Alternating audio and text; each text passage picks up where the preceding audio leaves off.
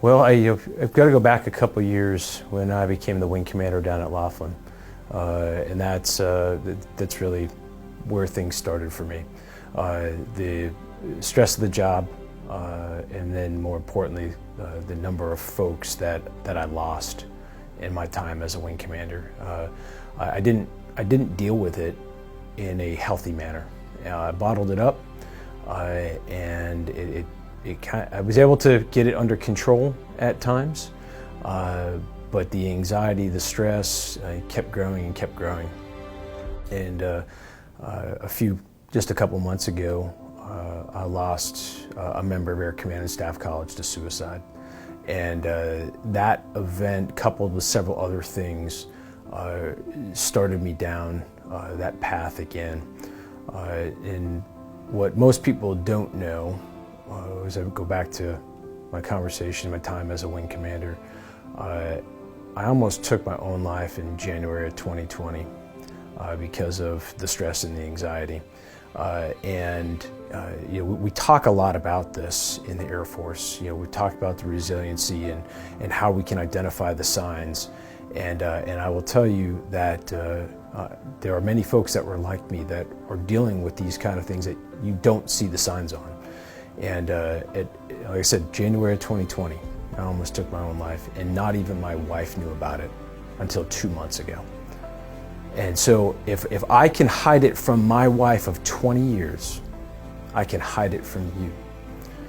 And that stress started coming back again just a few months ago. And it was manifesting itself in different ways, but I felt myself going down that path again. And I just made a decision, a very, very public decision, to come out about the struggles that I had back in January 2020. I told everybody here at the college. I told my boss, General Hecker, and of course I told my wife, and then I went and finally got the help that I needed. It started with my annual flight physical, and so yes, initially I was put on a do not fly status. But what I think is important for everybody to realize is that's not a permanent DNIF. Just like it wouldn't be a permanent do not arm or a permanent no PRP. It's like any other illness. It's like cancer, right? If I had cancer and I went to the flight doc and told the doc that I was having pains and they found out it was cancer, I would be put on do not fly status. But then I would get my treatment and be put back on. And that's exactly what has happened. I was initially put on do not fly status. I went to mental health.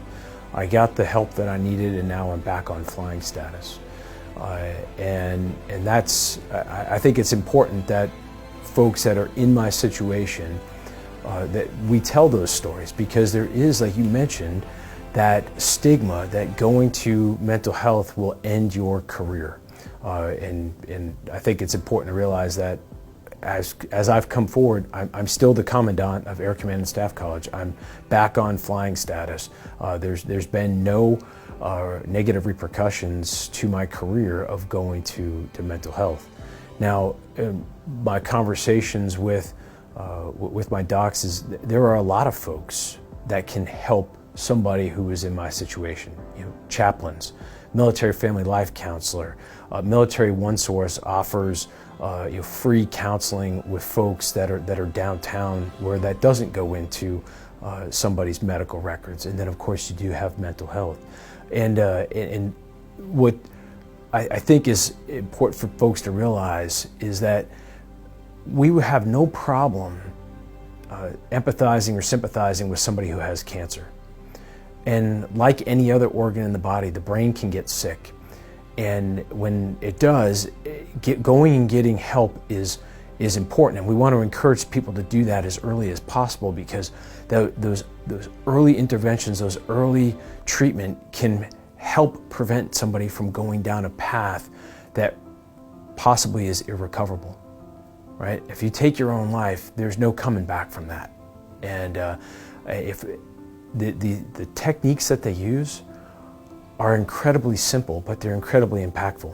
You know, like I said, I made the decision a couple months ago for my family to go get the help I needed. And I committed myself to whatever treatment the doctor told me.